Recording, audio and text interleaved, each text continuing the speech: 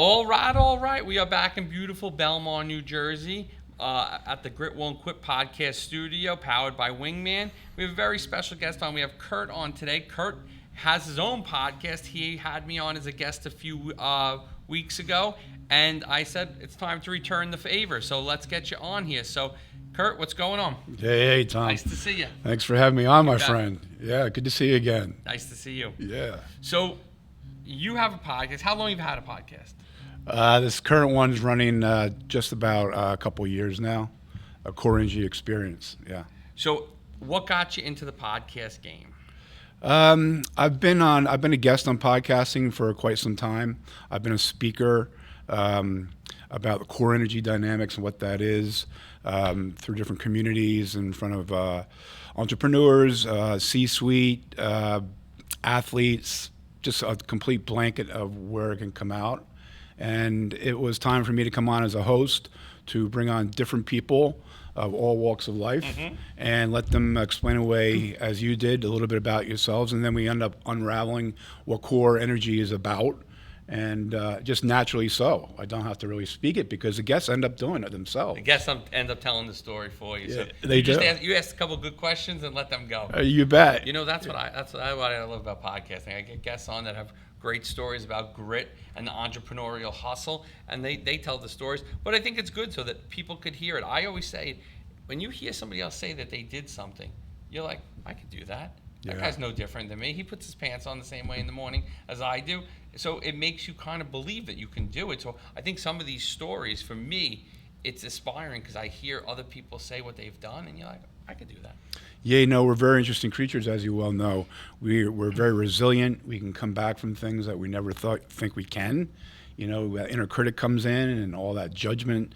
But if we stay with it, to your point, you hear people say, work themselves through it, work themselves out of it, and we always end up rising above from where we fell, wherever that may be. I love that because it shows that you could do anything. You put your mind to it, you could do anything. I mean, I'm not going to become a professional basketball player anytime soon, even if I put my mind to it. But when you think about these things in business and you think about what's possible, you're like, I can get this done. Yeah. It's so true. We move from impossible to impossible. Even in impossible, impossible is written in there, right? Yep. So it is an indication that all people of all walks of life, we don't succeed in isolation. So we do need to collaborate. When things really hit the fan, as we've all been experienced, right? You and I have talked about it. It's nice to have what we call a success posse around us of people that we know will help us work through it, no matter how low the low is or no matter how high the high is. They're always there for us. Yep. So that's a big thing in business I think we should really always remember and concentrate on. And when you're talking to other guests, what's their take on that? Because I think it's very valuable. Yeah. Do you get positive reinforcement with that one? Very much, Tom. You got it right away when we started discussing that success posse. It hit you right away. And a lot of guests haven't really heard it put that way. Mm-hmm. They hear a collection of close friendships, inner circle, things of this nature. But it just doesn't quite hit it like the way success posse does. Yep. And I said it, I think we talked about this on your show. Yeah. I also think sometimes you need other business guys and gals because it's hard to tell a guy who doesn't own a business about some of the issues in business. Oh. They don't understand it. They don't comprehend it. They don't understand what it's like to be small. I remember when I first started this, way back when, and guys would be like, well, why are you doing that? It's after 5 o'clock. It's this, it's that. And I say but I'm going to grow a business. And I sometimes thought the conversation was just lost. I was talking, but no, it was just going out the other side. But now that I deal with business owners, and again, my company's Wingman, and we're only a B2B shop, so I only talk to business owners now.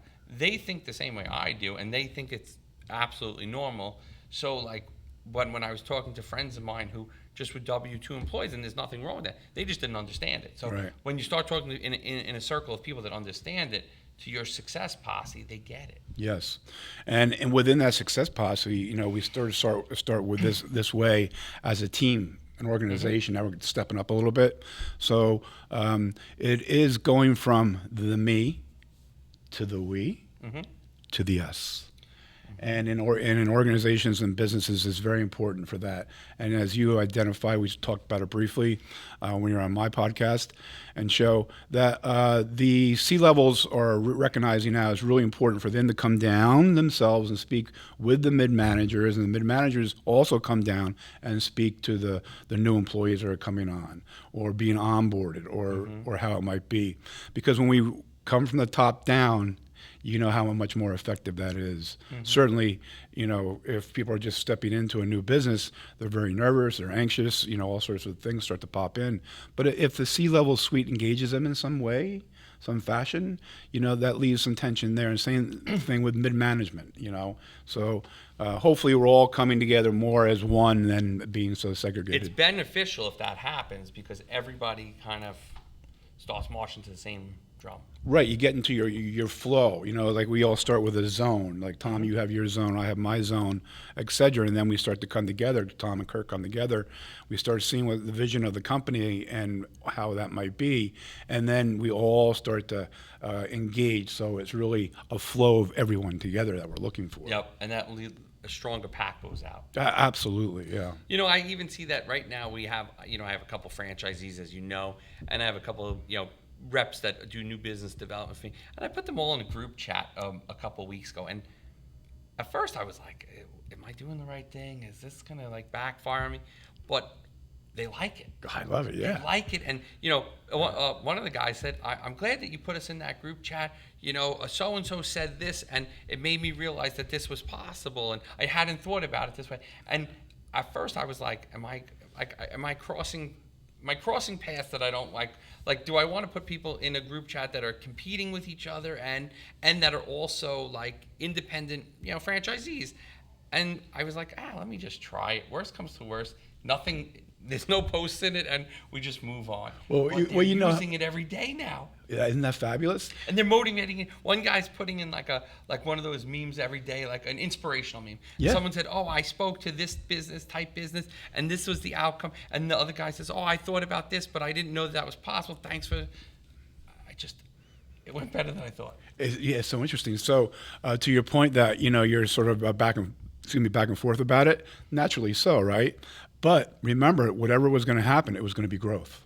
Yes. Right? There was going to be growth. There was a learning that was coming out of it. Oh, you we bet. Just didn't know what. And that's part of the beauty of throwing that out there. So I admire you, and I mentioned this to you before. You have that courage, Tom. My feeling is, I don't even know if it's courage. I think I just throw it out there. I say, if it doesn't stick, it doesn't stick. Yeah. We move on to the next thing. But It's stuck. And now that we're doing something with an exclusive mailer, and I said to two people said to me, I have one category, a realtor, and I said, listen, both people told me this. I said, there is no crying in baseball, and whoever secures the deal first is whose deal it is. I don't want to hear about it. I don't want to know about the negative. I want to know that we are all adults and we're going to work through this. Right. But I also think it stems a little bit of competitiveness between the parties, and again, that only helps their goals, their ambitions, their end goal. Absolutely, and I want to pile on there a little bit with that. It's called communication. So if someone gets that golden ring, right, they're it. So why not for the rest of the people around he or she even, talk to the others about how that was accomplished. Keep communicating the higher energy availability of the part of success. Remember, success is in the moment too, not just the final product. Sure.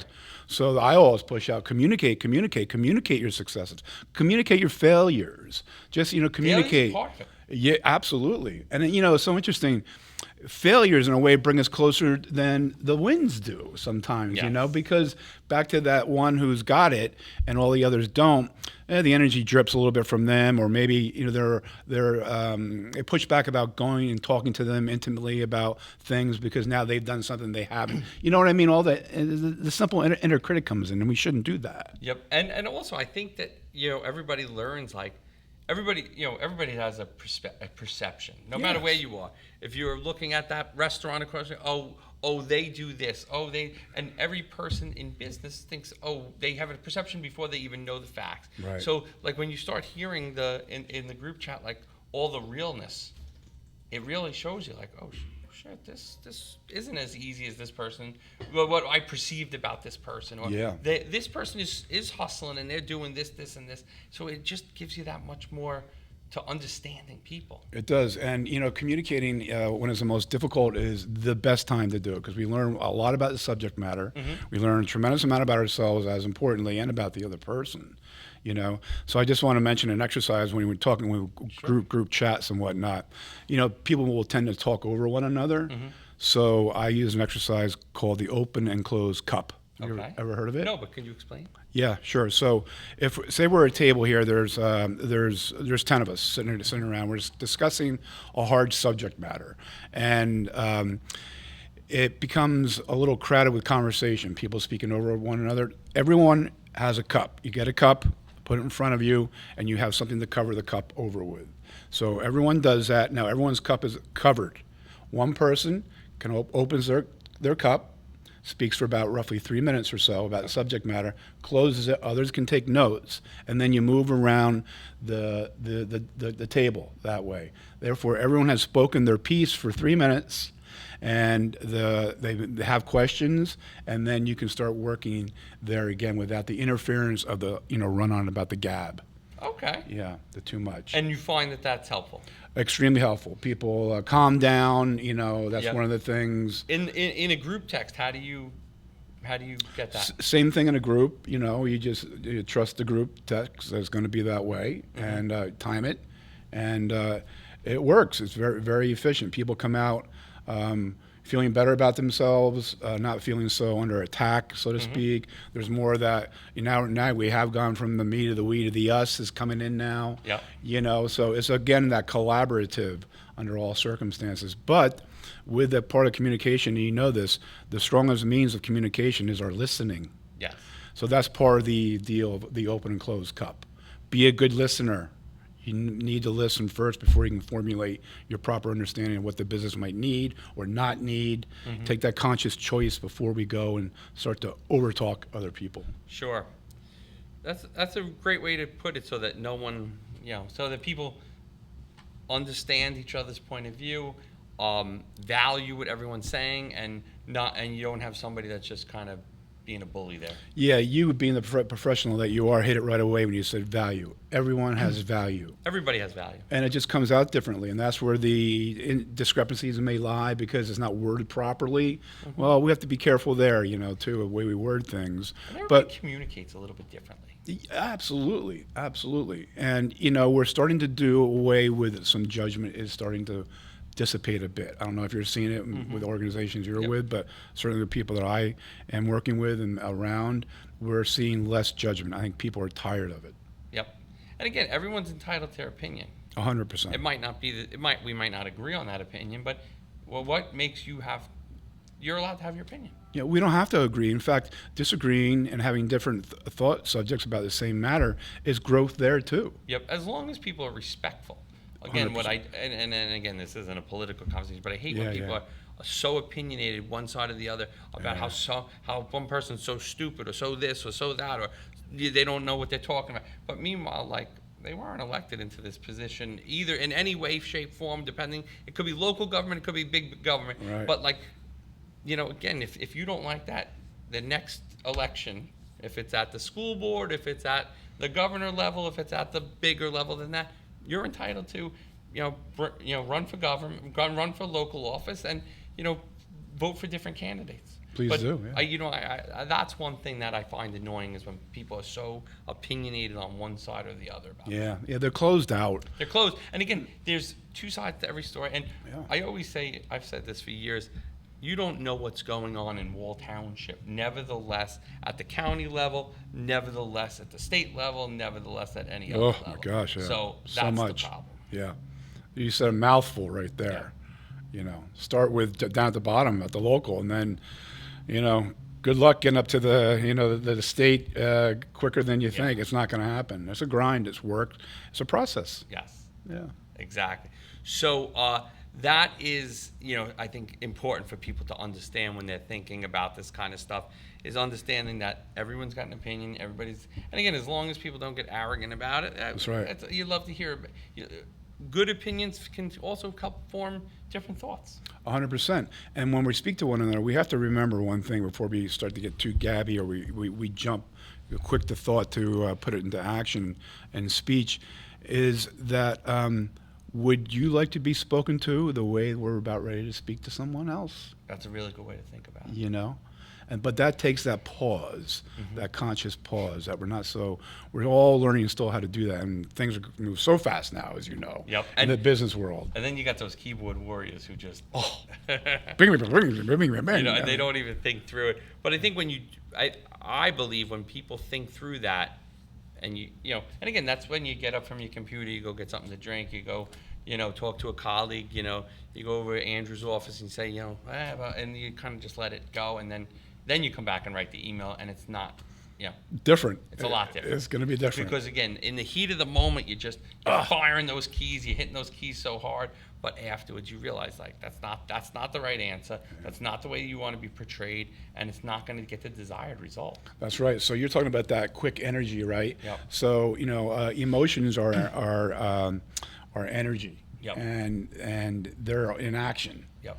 So to your point, that's where we need to pull back a little bit, get a little pause, and let the emotions settle a little, because the energy is ready to go now. Yeah. Right. So that's where we have to sort of. And again, in the heat of the moment, you see this come up on your phone, whatever. Yeah. You just want to deal with it, but that's not the right answer. No. And it's difficult to our point, because there's so much going on, as you and I have seen, from going into the digital world, and now the big push into AI. These past 20 years have been the fastest in modern man's history, right? I know, and it's only getting faster. And it's only getting faster. And there's a lot of noise out there. So you Tremendous. have to, you kind of, anytime you go on social media, anytime you go on into chat, into the AIs, there's so much noise out there. And again, there's not all information is accurate either. Well, 100%, that's right. And this is one of the areas that you and I have clicked in, and that is, bring it down, keep ourselves centered. Yes. As much as we can, because we're going to have to deal with those outside influencers all day long. Mm-hmm. Part of the core energy dynamics is here to help alleviate the everyday stress and anxiety that we all go through, and not meaning that we can make it go away, but poof, like that. No, it's just knowing that it's there, accepting it, work with it quickly as possible, acknowledging it, and saying goodbye. Yep. And keep moving on. And if we stay in those moments, we're so much more filling and capable of doing what we just described. That's great. I mean, that's a great way to go about it, because I think that long term it's got a lot of benefits. Yes. I And you agree. don't have these, struggle as many struggles. Right. At least work on different struggles. Yeah. There's plenty of them out there, There's right? plenty out there. So, in a perfect world, where do you see, like, in your business, in your world, what are some of the wins, and then what are some of those, defeats or struggles or hurdles that you have to get over from a grit perspective? Sure. So the wins have been tremendous, and it has been those that have been, through very traumatic times, however that may be, physically, emotionally, financially, whatever. You work with a lot of them, a lot of different people. So the recovery has been tremendous, and to see people just flourish and really just, again, from where they fell, climb much higher and keep going and going after that. And that we were identifying in our matrix that we're seeing getting back, and we're looking at all our numbers, is that the big part is spirituality. So we all have our own spirituality, right? Independent. We're not talking religion. It's independent of ourselves. No one can take Tom's spirituality. Your family cannot take it from you. No one can take mine or anyone else's, any of the audiences. Is how we operate from within. And I've seen so many people reach in and start to realize that if they are true to themselves and in their spirituality, they will recover. They will come through. Is that whole push of trying to come through. Now, on the downside are those that, those hard narcissists that let that ego get in the way and are just, their spectrum, their Asperger's, there are all sorts of things going on. They just can't connect. And to them, they don't feel a need to connect because they are good enough. Yep. and seeing so many destructions that way, not just with the individual, he or she self, but with their family, with their business, and people around them have just slowly, disappeared from their lives because they've been so destructive. Yep, And eroded just away. totally not listening, not doing everything that you and I have talked about to this moment. They've done the opposite. I love our conversations. Yes, we have great ones. I think it's great because we have a very similar thought process on a lot of these things, We and do. how to just kind of and a lot of it. You said it earlier. You said the word communication. A lot of it's in communication. 100%, yeah, it is. I mean, just think about trying to solve something here at Wingman, and all of a sudden, all your guys and ladies are gone, and you're just sitting here. I know we talked about it. You've done it before. It's a tough process. Yeah. The inner critic comes in hard on you. It's like, where is everybody? Is it me? All that nonsense, which we don't need to do. It's No. just not there. No, and again, the more that the team understand, in my mind, and for my team, and it works for Wingman, is the more that the team's involved and knows about it, the more that they take ownership of it. Yes. Again, you were here when a client was just getting ready to leave, and he has an account manager, and that's Heather. And Andrew said when he first walked in, hey, your videos are almost done, and the ads manager is going to be posting them later today. Three Great. people are involved in this process. So it's not just a Tom knows Barry. It's Andrew, Ennis, Heather are involved in that account, and Tom's here to oversee it. Yes. And that's, I think, the key to, because again, they get growth out of that too. Of course. And they have accountability towards that job, and they have ownership towards that job too. Bingo, bingo. And you being, the expert of the B2B business, you see a tremendous amount of that, I'm sure. Once you see that people are starting to really buy in and have a say in the matter, Yeah. they want a franchise. Yep. They say, okay, franchise can work for me. Yep. And it's a very interesting process. And it's great because everybody wants that ownership, and maybe they don't want to be the owner, Right. but they like that to be part of the team and part of the win. Again, if I just go around and say, we sold X amount and we helped Barry grow this, I did it. No, we did it. Yeah, The yes. team did it. Again, I couldn't have done it without Andrew's help, without Heather's help, without Ennis's help, without Jenna's help. Couldn't have got it done. So as a team, we collaborated. We got it done. Everybody had it's like being in a sport. Everyone's got their position on that team, and collectively they came back and they got it done. 100%. When I was in the commodity pits trading open outcry at World Trade Center, the gold, silver, copper prices, shoulder to shoulder, yelling and screaming. I had a team of about 50 people, and it would be so fast. The talk would be so quick that sometimes it'd be, "Hey, boss," and that's one thing I never wanted to be called. Still to this day in my businesses, no, I'm not boss. Yep. We are bosses. Yep. It's a we thing to me, Mm-hmm. even if it's just one or two or three of us, and there's a front person. This we, it's not I. I totally agree. Yep. And there's an old saying, this, you're gonna hear it loud and clear. There's no I in team, is there? You have the wise guys that always say there's a me though. Yeah, you got it. That's right. So, that's great. I like I said, I love chatting with you. I could talk to you all afternoon, but as we wrap up, what's one piece of advice for the entrepreneur or the wannabe-preneur or the solopreneur that you could give to help get them over that next hurdle or that next obstacle or that next challenge? Yes, definitely. So it really sums up pretty quickly. It's trust your process. It is be true to yourself. Realize that there will be bumps, there will be hurdles. Your resiliency will help save you. Your spirituality will help save you.